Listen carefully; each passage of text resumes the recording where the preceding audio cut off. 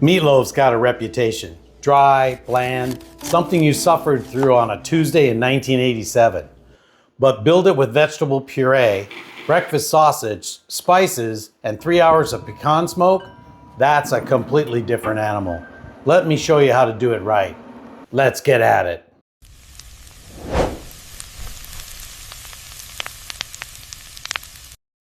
We're building a Cajun Smokehouse sandwich loaf with buttered peas and mashers on the side.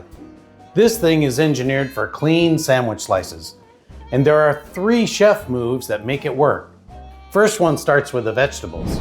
Now, my family does not like the idea of bell pepper, green especially. They see a green speck in their meatloaf, they're suspicious. Who else has that problem in their family that you have to hide an ingredient to get them to eat it? I'd like to know. Let me know in the comments. So here's the move to solve it. Half your onion into the blender, followed by the green bell pepper. Blend it completely smooth. You know what happens when that puree hits the meat? It disappears. The flavor is in every single bite, but nobody's picking anything out. Sneaky. Bacon drippings into the pan. The puree goes in with the rest of your diced onion and celery. Now cook it down. The puree carries a lot of water. If you don't cook some of that moisture out of here, you're going to bake it into the loaf. That's how you get crumbly meatloaf. Don't skip this. Garlic in last, 1 minute. Then get it off the heat. This has to cool completely before it hits the meat. Hot veggies in raw beef is a bad thing. Now the mix. Panko in a bowl, heavy cream, a solid dash of Worcestershire. Stir it in and let it sit. The panko absorbs all that liquid. This is a panade. It's how you guarantee a moist meatloaf. Instead of dry breadcrumbs pulling moisture out of the meat, they're already saturated. They carry flavor into every bite instead of stealing it. 1 pound of 80/20 ground beef, 1 pound of ground breakfast sausage, both broken up. Here's why breakfast sausage. When this loaf chills overnight for sandwich slices, you need fat that sets up firm. Breakfast sausage gives you that bind. Plus, it's already seasoned. Double duty. Eggs that were cracked into a separate bowl to prevent shells. The panade goes in.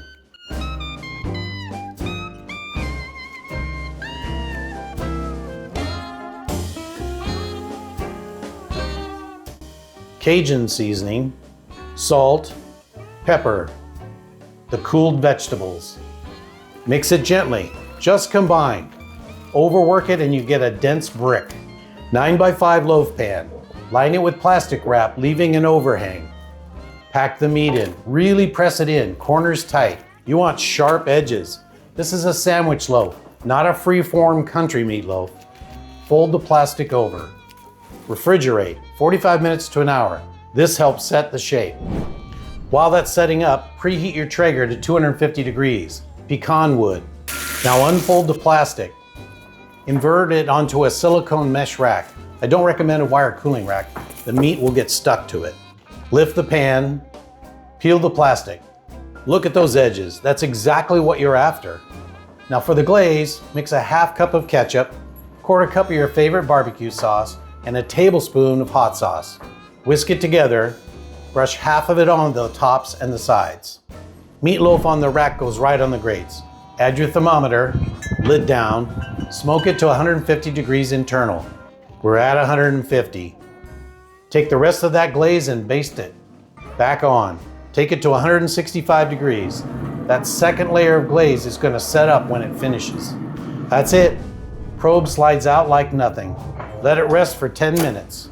Slice it hot for tonight's plate. Mashers. Slice, glaze edge facing up. Peas.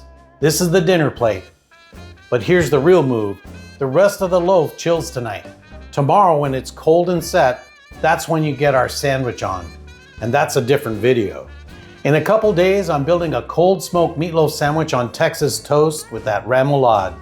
And it might be better than the main event. Subscribe. Full recipe at thebrinnersmokehouse.com.